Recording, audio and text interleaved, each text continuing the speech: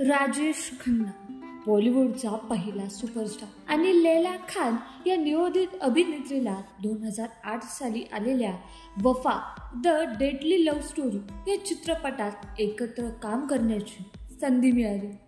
चित्रपटातील बोल्ड आणि इंटिमेट सीनमुळे या जोडीबद्दल चर्चा रंगली.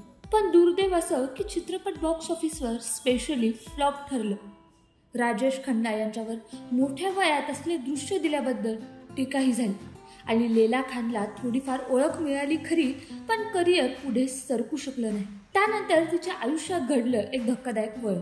लैला खान एका अशा व्यक्तीशी लग्न केलं ज्याचं नाव टेररिझम ग्रुपशी जोडलेलं होतं, अर्थात मुनीर खान. या विवाहामुळे चित्रपट सृष्टीत खळबळ माजली.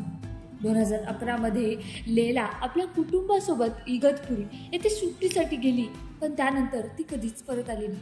बराच काळ तिची कुठलीही खबर न मिळाल्याने संशय निर्माण झाला.